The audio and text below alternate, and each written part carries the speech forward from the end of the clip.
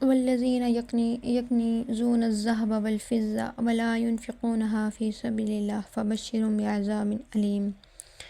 یوم یحمى علیہا فی نار جہنم فتقوی بها جباہہم وجنوبہم وظہورہم ھذا ما کنزتم لانفسکم فذوقوا ما کنتم تکنزون۔ ترجمہ کہ جو لوگ سونے اور چاندی کے ڈھیر جمع کرتے ہیں اور ان کو اللہ کے راستے میں خرچ نہیں کرتے، ان کو دردناک عذاب کی خوشخبری دو،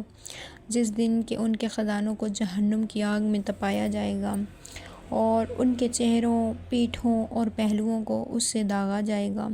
اور کہا جائے گا کہ یہ ہے وہ جس کو تم جمع کیا کرتے تھے، اب اپنے خزانوں کا مزہ چکھو۔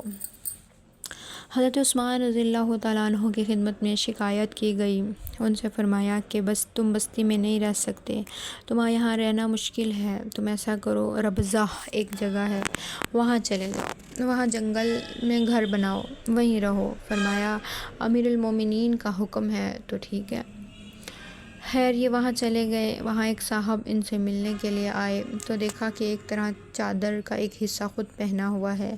ایک غلام کو پہنایا ہوا ہے، اور دوسری طرح کی چادر کا بھی ایک حصہ خود پہنا ہوا ہے اور دوسرا حصہ غلام کو پہنایا ہوا ہے۔ فرمایا کہ یہ حضرت یہ کیا ظلم ہے، ایک طرح کی دونوں ہی چادریں آپ پہن لیتے، آپ کا لباس مکمل ہو جاتا۔ فرمایا بات یہ ہے کہ ایک دفعہ ایسا ہوا کہ میرا ایک غلام تھا، میں نے کسی بات پر اس کو ڈانٹا کہ تیری ماں ایسی تھی، تو نبی علیہ الصلوۃ والسلام نے میری یہ بات سن لی یا آپ کو یہ بات پہنچا دی گئی اور مجھے فرمایا یا ابا ذر انک امرؤ فیک جاہلیۃ غیرتہ بامہ، کہ ابو ذر تم ایسے آدمی ہو جس میں جاہلیت پائی جاتی ہے، تو نے اس کی ماں کا طعنہ اس کو دیا۔ پھر ارشاد فرمایا جس کا ترجمہ ہے اخوانکم خدمکم اللہ فاطعموہم ما تطعمون واکسوہم ما تکسون، کہ یہ تمہارے بھائی تھے جن کو اللہ نے تم کا خادم کر دیا، جو خود کھاتے ہو وہی ان کو کھلاؤ اور جو خود پہنتے ہو وہی ان کو پہناؤ۔ تو علماء فرماتے ہیں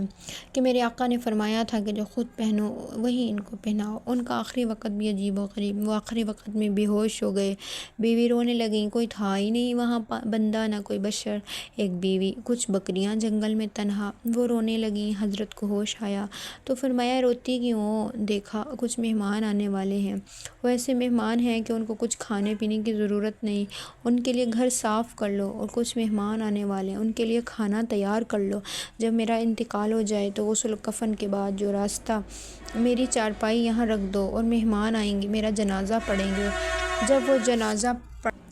دفن کریں تو ان سے کہنا کہ ابو ذر نے تمہیں قسم دی ہے کہ تم کھائے بغیر نہیں جاؤ گے، کھانا کھا کر جاؤ گے۔ ان کا انتقال ہوا، اہلیہ اور بیٹی نے غسل دیا، کفن پہنایا، چارپائی وہاں راستے میں رکھوا دی۔ حضرت عبداللہ ابن مسعود رضی اللہ تعالیٰ عنہ ان کے چند ساتھی، حج میں وقت تھوڑا رہ گیا اور یہ حضرات کوفہ سے حج کے لیے چلے تھے، انہوں نے درمیان کا رستہ اختیار کیا جو ربضہ کے پاس سے گزرتا تھا۔ وہ لوگ بڑی تیزی سے جا رہے تھے کہ کہیں حج نہ رہ جائے، دور سے دیکھا کہ چارپائی پڑی ہے، انہوں نے دیکھ کر فرمایا انا للہ و انا الیہ راجعون، ابو ذر کا انتقال ہو گیا۔ سواری سے اترے، گھر والوں سے تعزیت کی، ان کا جنازہ پڑھا، ان کو دفن کیا، پھر تعزیت کر کے چلنے لگے تو ان کی اہلیہ نے کہا ابو ذر نے کہا تھا کہ کھائے بغیر نہیں جاؤ گے، کھانا تیار ہے آپ کھا کر جائیں۔